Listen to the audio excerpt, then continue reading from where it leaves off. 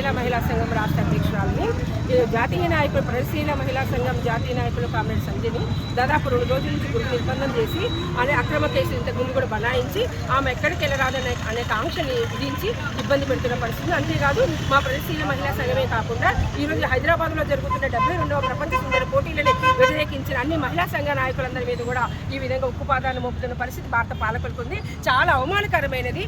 ఎందుకంటే మహిళలపైన లైంగిక హింసకు కారణమైన ప్రధానమైంది ఈరోజు సమాజంలో ఆధిపత్య భావజాలం పెరగడము, వాళ్ళ లైంగిక వస్తువుగా చూడటము. కాబట్టి ఇలాంటి భావజాలాన్ని మహిళల్ని శరీరాల ద్వారా గుర్తిస్తున్న భావజాలం మారాలని జస్టిస్ వర్మ కమిషన్ గారు చెప్పారు. అటువంటి ప్రతిపాదనలు చేశారు.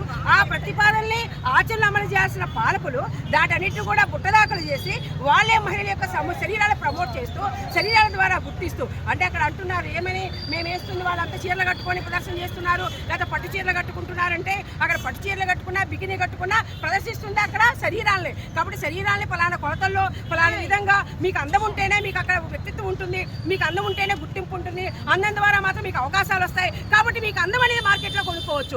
ఏ విధంగా కొనుక్కోవచ్చు? ఈరోజు సామ్రాజ్యవాదుల బహుళజాతి సంస్థల మార్కెట్లు ఈరోజు పెద్ద ఎత్తుగా కాస్మెటిక్ సర్జరీల కోసం రెడీగా ఉన్నాయి. ఈరోజు కాస్మెటిక్ ప్రపంచం రారమ్మని పిలుస్తుంది. ఈరోజు అందాల సామ్రాజ్యానికి మీరే మహారాణుల కండి అని చెప్పేసి వాళ్ళు పిలుస్తుంది. దానికోసం వెంపర్లాడుతూ ఈరోజు పెదాలు చెక్కించుకుంటూ చెంపలు చెక్కించుకుంటూ 0 సైజులో తమను ఇరికించుకుంటూ ఈరోజు సౌందర్యాత్మక హింసక మహిళలందరూ కూడా బలవుతున్నారు. వాళ్ళ ప్రాణాలు తీసుకుంటున్నారు. ఈరోజు వాళ్ళ యొక్క సౌందర్య ఉత్పత్తుల కోసం, వాళ్ళ వస్త్ర సామగ్రి కోసం, వాళ్ళ యొక్క కాస్మెటిక్ వస్తువుల యొక్క మార్కెట్ల కోసం ఈరోజు మహిళలు బలి చేస్తున్న పరిస్థితి. అంటే మహిళని ఈరోజు శరీరాలు ప్రదర్శన చేయడం ద్వారా అభివృద్ధి సాధిస్తామని, టూరిజం పెరుగుతుందని, ఇదే అభివృద్ధి అని చెప్పేసి అంటున్నారు. అంటే మహిళల శరీరాన్ని పనంగా పెట్టి సాధిస్తున్న సెక్స్ టూరిజం అభివృద్ధి అని చెప్పేసి మేము దీన్ని విమర్శిస్తున్నాం. కాబట్టి ఇటువంటి శరీరాన్ని పనంగా పెట్టి చేస్తున్న అభివృద్ధి కానే కాదు. ఇది చాలా సిగ్గుచేటైన విషయం. దీన్ని ప్రగతిశీల మహిళా సంఘం తీవ్రంగా ఖండిస్తుంది.